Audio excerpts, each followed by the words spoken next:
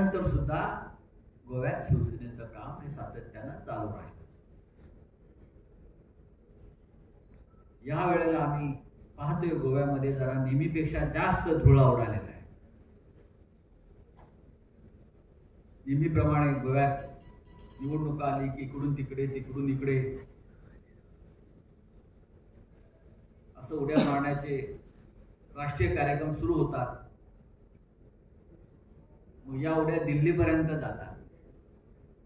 यावेळेला या उड्यांची मजर ही पश्चिम बंगालपर्यंत गेली, अगदी कलकत्त्यापर्यंत या उड्या गेल्या. चांगलं आहे, अखंड देश आहे, कोणी कुठे उडी मारू शकतो. त्यातून गोव्याला काय मिळणार? प्रत्येक वेळेला निवडून आली की नवीन नवीन पर्याय उभे राहतात. तसे काही नवीन पर्याय आता उभे केले जातात. आनंद आहे, पण शेवटी गोव्याच्या जनतेच्या मनात असेल तेच होईल. मागे सुद्धा गोव्यात एका पत्रकार परिषदेत मी सांगितलं होतं की गोव्याला हा जो रोग लागलेला आहे गोव्याच्या राजकारण्यांना, आज एका तिकिटावर निवडून यायचं, आज एका पक्षाच्या माध्यमातून निवडून यायचं आणि लगेच निर्लज्जपणे दुसऱ्या पक्षात उडी मारायची सत्तेसाठी, मंत्रिपदासाठी. हे कुठेतरी गोव्याच्या जनतेला थांबवावं लागलं. आणि ते कशा पद्धतीनं थांबवायचं ह्याची योजना शिवसेनेकडे आहे. हे किती काळ चालणार गोव्या सरकाराच्या? मागच्या वेळेला काँग्रेसला अगदी बहुमताचा टप्पा पार करताना अगदी जवळ आलं बहुमत त्यांचं, पण त्यांचे लोक फुटले आणि भारतीय जनता पक्षानं सरकार. आजचं जे भाजपचं सरकार आहे हे त्याच पद्धतीचं सरकार. जनतेने त्यांना फक्त 12 आमदार निवडून दिले, पण शेवटी इकडून तिकडून माणसं गोळा करून फोडून तोडून त्यांनी सरकार स्थापन केलं. आणि आज काँग्रेस पक्ष इथे पुन्हा एकदा फुटलेला आहे. मी ऐकतोय की तृणमूल काँग्रेसचा इथे उदय झालेला आहे, आप सुद्धा आहे. कोणी येऊ द्या, लढू द्या, पण त्यामुळे गोव्याच्या जनतेचं भाग्य बदलेल का? हे अनेक वर्ष आपल्या मनातला प्रश्न आहे. त्या प्रश्नाला उत्तर कोणीच देऊ शकत. गोव्यासमोर असंख्य प्रश्न आहेत. किती प्रश्न सुटले हे कोणीच सांगू शकत नाही. त्याच्यामुळे आम्ही निवडणूक आली म्हणून नाही, निवडणूक असो करून नसो, एक कमिटमेंट आहे इथे काम करण्यासंदर्भात. शिवसेनेने ठरवलंय या वेळेला आघाड्या आणि युत्या टाळायच्या आणि शिवसेना म्हणून इथे 22 ते 25 जागा लढायच्या. जर गोव्याच्या जनतेच्या नशिबात चांगलं सरकार यायचं असेल, एक मजबूत सरकार, गोव्याची अस्मिता जपणारे, गोव्याच्या प्रश्नांचा आवाज उठवणारे, तर गोव्याची जनता ही शिवसेनेला चांगल्या प्रकारे मतदान करून शिवसेनेचे आमदार ही गोव्याच्या विधानसभेत निवडून पाठवले. बाजूला महाराष्ट्रात शिवसेनेचं राज्य आहे, शिवसेनेचे मुख्यमंत्री आहेत, उद्धव ठाकरे मुख्यमंत्री आहेत, आणि ते कशा प्रकारे काम करतात हे सगळ्यांना माहिती. गोव्यात सुद्धा एक चांगलं शासन, चांगलं प्रशासन द्यावं, सुशासन द्यावं, ही आमची भूमिका. बोला सर, तुम्ही म्हणाला होतात की काँग्रेसमधनं काही जण भाजपामध्ये गेले, त्यांना तुम्ही एक शब्द वापरला, निर्लज्ज शब्द वापरला होता. जर हेच निर्लज्ज तुमच्याकडे आले तर तुम्ही त्यांना घेणार का? आमच्याकडे निर्लज्ज येत नाहीत आणि निर्लज्ज शक्यतो घेत. मी त्याला निर्लज्ज म्हणा, हे निर्लज्ज राजकारण आहे असं म्हणतो. अशा प्रकारे एका पक्षात निवडून यायचं सातत्य, हे सतत होते या राज्यात. गोव्याला एक परंपरा आहे, गोव्याला एक पावित्र्य आहे. गोव्याकडे आम्ही देवांची भूमी म्हणून पाहतो. गोव्यामध्ये एकेकाळी जे राजकारण होत होतं, भाऊसाहेब बांदोडकरांच्या काळापासून, भाऊसाहेब बांदोडकर आमचेही नेते होते. जे काम महाराष्ट्रात शिवसेना करत होती ते भाऊसाहेब बांदोडकर गोव्यात करतात. त्याच्यामुळे भाऊसाहेब बांदोडकरांना महाराष्ट्रामध्ये प्रचंड मान सन्मान राहिला. त्यानंतर सुद्धा काही काळ अनेक चांगले नेते आले राजकारणामध्ये. पण अलीकडच्या काळामध्ये गोव्याचं राजकारण हे निर्लज्जेच्या पातळीवरती गेलं असं मी म्हणतो. गेल्या सुमारे 25 वर्षापासून तुमचं अस्तित्व गोव्यात आहे आणि मी या सगळ्यांचा साक्षीदारही आहे. तर काल परवा गोव्यात आलेल्या आम आदमी पार्टीने सुद्धा एक जागा सेक्युरिटी केली आहे. तसं कुठे चुकते गोव्यामध्ये एक जिल्हा परिषदेची जागा जिंकणं म्हणजे काय अस्तित्व दाखवण्याचं. ठीक आहे, आम्ही निवडणुका जिंकलो. बघा, शिवसेनेनं निवडणुका लढवल्या, देशभरात आम्ही लढत असतो. पण शिवसेनेची ताकद ही संघटन वाढवण्यात, निवडणुका हे त्यातून येत असतो. आम्ही कमी पडलो याचं कारण असं आहे की आमच्या वाट्याला सतत आम्ही कुठेतरी युती आणि आघाडी करत राहिलो. आणि युती आणि आघाडी जसं महाराष्ट्रामध्ये उद्धव ठाकरे साहेबांना शेवटी सांगावं लागलं की आम्ही युती केली 25 वर्ष आणि युतीतली 25 वर्ष आमची कुजली. म्हणजे महाराष्ट्रामध्ये सुद्धा आम्हाला त्या पद्धतीनं अनेक भागामध्ये विस्तार करता आला नाही युतीमुळे किंवा आघाड्यांमुळे. आता गोव्यामध्ये सुद्धा आम्ही सातत्यानं, शिवसेना प्रमुख बाळासाहेब ठाकरे होते तेव्हापासून ते गोव्यात प्रचाराला येत आहेत. तेव्हाही आम्ही निवडणूक लढवली होती युतीमध्ये. महाराष्ट्रवादी गोमांतक पक्षाने आम्हाला 2 जागा दिल्या. म्हणजे आम्ही 2 किंवा 3 आघाडी युतीमध्ये लढत राहिलो. त्याच्यामुळे पक्षाचा विस्तार होऊ शकला नाही. या वेळेला आमची अशी भूमिका आहे की युती आणि आघाडीच्या पलीकडे जाऊन शिवसेनेनं 22 ते 25 जागा स्वबळावर लढा. जो काय निकाल लागायचा तो लागेल, आम्ही लढू. आणि आम्हाला खात्री आहे अनेक मतदारसंघामध्ये शिवसेनेचं काम सुरू आहे. ते काम तुम्हाला या क्षणी दिसणार नाही. पण जसं आम्ही प्रत्येक वेळेला गोव्यात येतो, आता काल मी जवळजवळ दिवसभर म्हापसा, मांजरे, पेडणे, शिवोली या भागात फिरत होतो आम्ही सगळे. आणि तिथे शिवसैनिकांचा किंवा शिवसेनेला मानणाऱ्यांचा प्रतिसाद फार चांगला.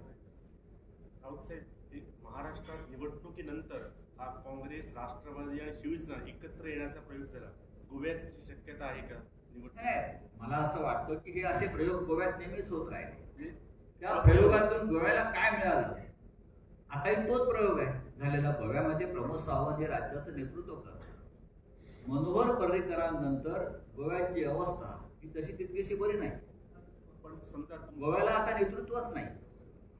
पण तुमचे 1-2 आमदार आले तर ते त्यांना तेच कुणाबरोबर हा जरतरचा प्रश्न आहे.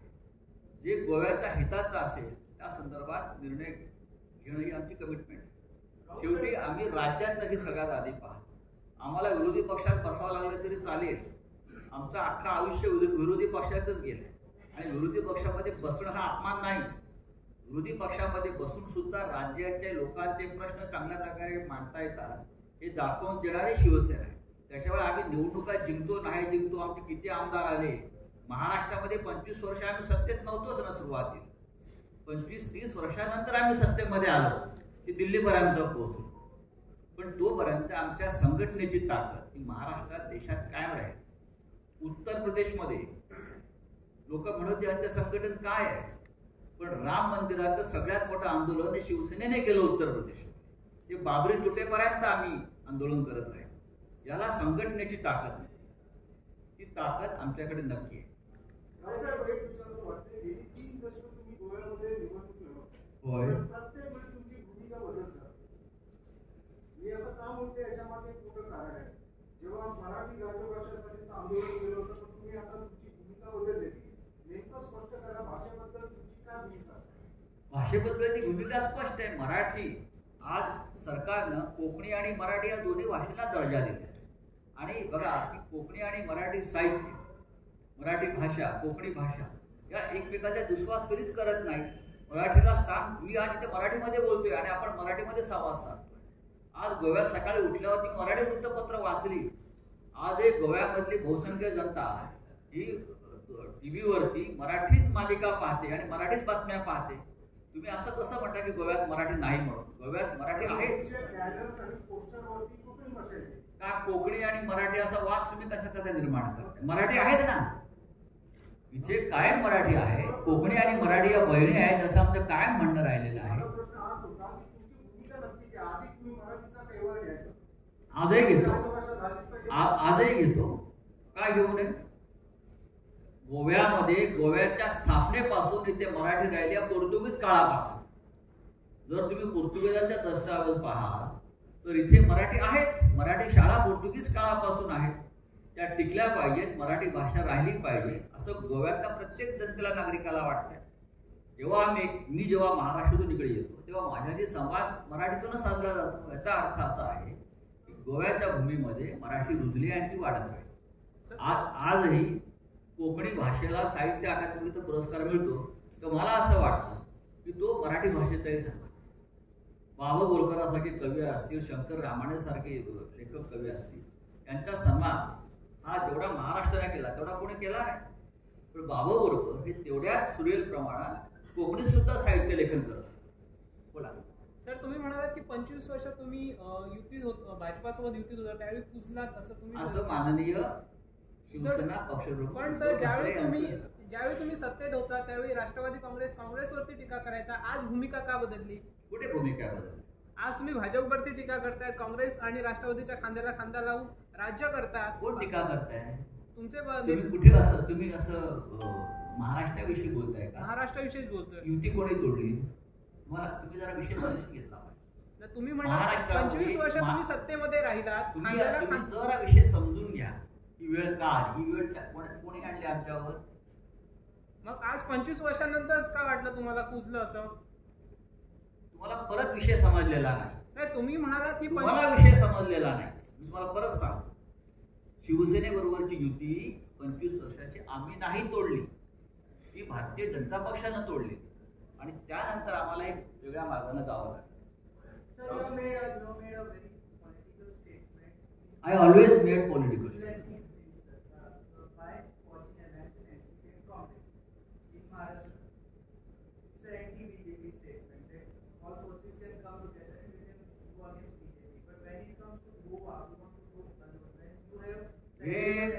When we was in alliance with BJP in Maharashtra, गोव्यात येऊन आम्ही वेगळे लढत होतो ना.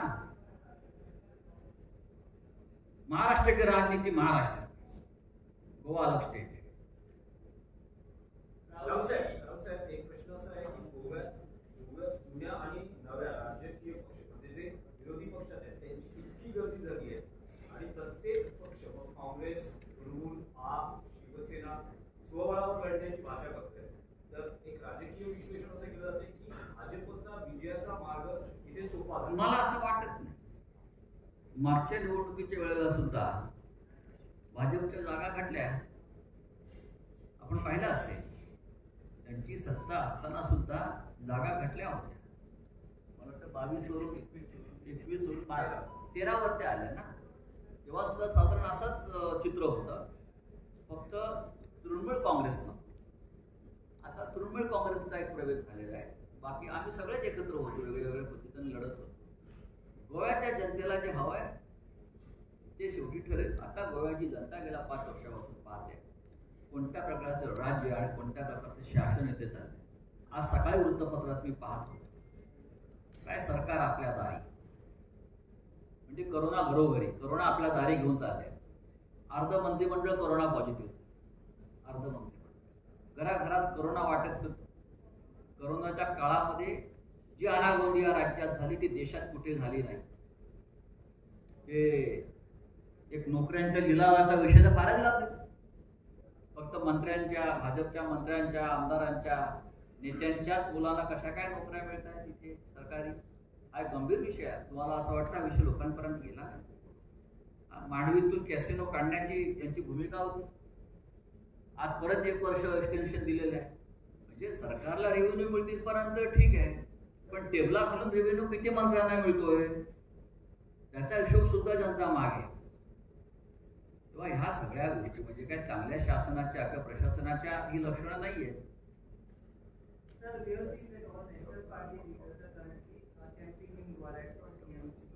BJP also there. But when it comes to Shiv Sena, we see no seriousness from.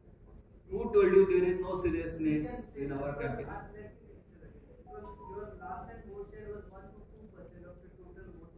Only 3 states. Only 3 states. But again, after that, there's no seriousness. I don't think you have often been. I'm not acting. In last election,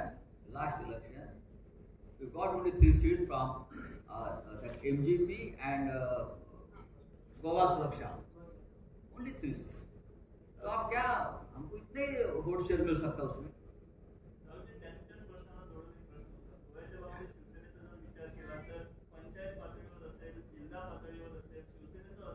तिकडे आम्ही कमी पडलो. ह्या निवडणुका लढण्यामध्ये आम्ही कमी पडलेलो आहोत ते मान्य करतो. का नाही देणार? आता पहा इतर जे पक्ष आलेले आहेत, हा इतर पक्ष आहे तृणमूल, ठीक आहे, पश्चिम बंगालमधला मोठा पक्ष, ते विधानसभा लढत. आम्ही पंचायत किंवा ग्रामपंचायत लेवलला आतापर्यंत काम केलं, म्हणजे निवडणुका लढलो, काम नाही असं नाही, निवडणुका लढलो नाही. पण हळूहळू मला असं वाटतंय की निवडणुका येतील आणि जातील, संघटनेचं काम या लेवलला करण्याची गरज आहे, हे सगळ्यांना आम्हाला पटलंय. गोव्यात राऊत साहेब, माजी मुख्यमंत्री देवेंद्र फडणवीस जे महाराष्ट्रातून आहेत त्यांना गोव्याची जबाबदारी भाजपला दिली आहे. देवेंद्र फडणवीस भाजपच्या नाराज मंडळींना दिल्लीत घेऊन जात आहेत आणि अमित शहाची भेट घडवत आहेत. म्हणजे नाराजी आहे ना, मायकल लोबो यांची मनधरणी करावी लागली ना. अमित शहाही गोव्यात येत आहेत ऑक्टोबरमध्ये. एकूण पक्ष संघटन मागणी आणि निवडणुकांच्या पक्षश्रेष्ठी आहेत अमित शहा, येतील ना. त्यांच्या पक्षाने जर त्यांना आमंत्रण दिलं असेल प्रचारासाठी तर सगळेच येतात. ममता बॅनर्जी सुद्धा येतील, त्यांनी सुद्धा काय ती गोव्याची नवी सकाळ, आतापर्यंत गोव्यात सकाळ उगवली नव्हती काय, गोव्यात रोज नवी सकाळ उगवते. पोर्तुगीज राज्य गेल्यापासून गोव्यात रोज नवी सकाळ उगवते, तर आम्ही अनेक गोष्टी सकाळ पाहिल्या गोव्यामध्ये. पण येऊ द्या, गोवा हा देशाचा एक भाग आहे, इथे कोणी येऊन निवडणूक लढू शकतो, कोणते नेते येऊ शकतात इथे. त्यामुळे अमित शहाजी येतील किंवा नरेंद्र मोदीजी येतील. आणि आता तर त्या आमचे महाराष्ट्राचे आमचे मित्र देवेंद्र फडणवीस हे गोव्याचे प्रभारी आहेत, ते येत जात राहतील. आमचं इथे काय व्यक्तिगत शत्रुते घेऊन आम्ही लढत नाही आहोत, ही लढाई विचारांची आहे. गोव्याच्या जनतेला जे पसंत आहे त्याच्यावर ती मोहर होईल. पण शिवसेना हा एक असा पक्ष आहे या देशातला आणि महाराष्ट्रातला आणि गोव्यातला आमचा विकास करण्याचं काम करताना की आम्ही लोकांच्या प्रश्नासाठी, राज्याच्या अस्मितेसाठी, स्थानिकांच्या प्रश्नासाठी, भूमिपत्रांसाठी आम्ही बेबंद होऊन लढतो. काल मी काही गावात गेलो होतो, रोजगाराचा प्रश्न आहे. इतके वर्ष गोव्यामध्ये बेरोजगारीच्या प्रश्नाचा भस्मासूर जो उभा राहिलेला आहे, काय केलं सरकारने, काय केलं राजकारणाने? महाराष्ट्रामध्ये शिवसेनेची स्थापना बाळासाहेबांनी जी केली ती स्थानिकांच्या रोजगाराच्या मुद्द्यावरती, स्थानिकांना प्राधान्य मिळालं पाहिजे. गोव्यात मिळतंय का? वेराण्यामध्ये जाऊन बघा, कोण आहे तिकडे, अनेक ठिकाणी हे प्रश्न घेऊन शिवसेना होते. सर, स्थानिकांच्या रोजगारावरनं प्रश्न निर्माण झाला. बाजूचा सिंधुदुर्ग जिल्हा आहे, तिथे तुमचे अनेक आमदार आहेत, पण तिथले जे तरुण आहेत ते गोव्यावरती डिपेंड्स आहेत रोजगारासाठी. याच्यावरती तुमचं काय मत आहे? काही नाही, या हॉटेलमध्येच मला अनेक लोक भेटले काम करत. पण तुम्ही तिथे तो रोजगाराचा प्रश्न महाराष्ट्रात सोडवू शकला नाही. रोजगार आहे सिंधुदुर्गात नाही रोजगार, तिथे तरुण इकडे गोव्यामध्ये येतात. सिंधुदुर्ग आणि गोवा हे महाराष्ट्र आणि गोवा. आता तुम्ही असं काय म्हणत नाही की गोव्यातले 40% लोक जे आहेत ते महाराष्ट्रात नोकरी करतात, देतो ना रोजगार. आम्ही म्हणतो का ते आमचे नाहीत म्हणून? आमचे गोव्यामधले अनेक लोक आमच्याकडे आमदार आहेत, नगरसेवक आहेत, रोजगारामध्ये आहेत, मोठ्या मोठ्या पदांवर काम करत आहेत, ते आमचे आहेत. तर तुम्ही असं नका म्हणू सिंधुदुर्गातून इथे आले. गोव्यातले तुम्ही आमच्या प्रत्येक शहरात जा, तुम्हाला ते गोवा दिसेल. आणि अभिमानाने आम्ही सांगतो हे आमच्या गोव्याचे आहे, गोमांतकचे आहे.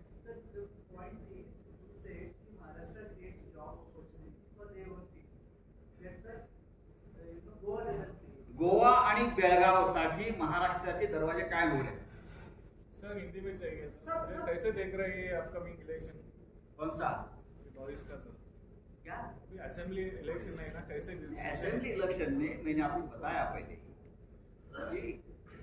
कि यहाँ हम पहली बार चुनाव नहीं लड़ने आ रहे हैं, लेकिन 25 साल से हम यहाँ किसी के साथ अलायंस या गठबंधन हमारा हुआ है, निवल हो गया है।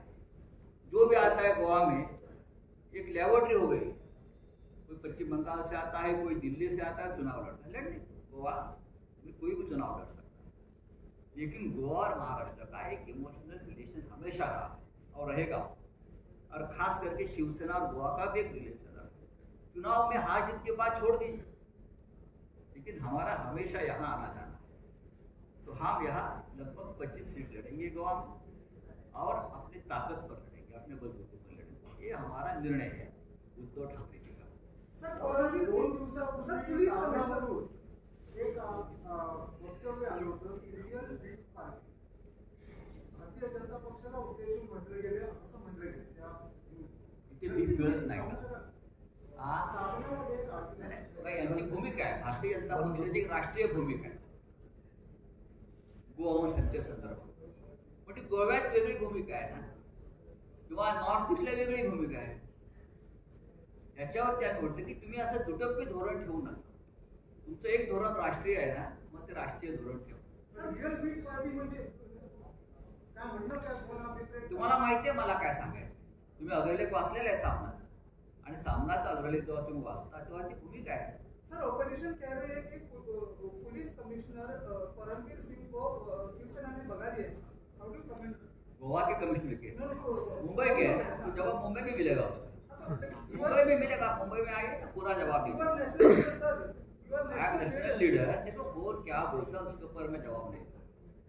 उस बारे में हमारे गृह मंत्री बात करेंगे, वहाँ और भी हमारे लोग बात। गोवा में आकर ये बात नहीं बनी। गोवा की बात पूछे, मैं गोवा की बात। सर, गोवा में कैसा देखते हैं लॉ एंड ऑर्डर? 22 ते 25 विधानसभा मतदारसंघ उमेदवार ठरलेत का? मुद्दे काय आहेत गोव्याच्या? मी मगाचपासून मुद्देच सांगतोय नाही, आपण अस्मिता आणि हे ओव्हर गव्हर्नमेंट गोव्यात नाही, ओव्हर अस्मिता ओव्हर मोठा आहे। स्थानिकांचा रोजगार, गोव्याची आज प्रतिमा बोलत नाही पक्षात। मी माझा पक्ष वाढवण्याच्या संदर्भात भूमिका जे मला मान्य बाळासाहेब ठाकरे जे असतील, पक्षप्रमुख उद्धव ठाकरे असतील, त्यांची भूमिका आपला पक्ष वाढतो, आपल्या पक्षाची ताकद, आपल्या पक्षाचा राज्यात संवाद वाढवा, त्या कामासाठी आम्ही सगळे आलो आणि इतर सुद्धा लोक येतील। शिवाय आले तेच काम करतात। फक्त शिवसेनेच्याच या प्रश्नाला आता उत्तर देण्यात आलं। सीएम फेज कोण असेल तुमचं? सीएम फेज हा प्रश्न तुम्ही इतर पक्षांना विचारलाय?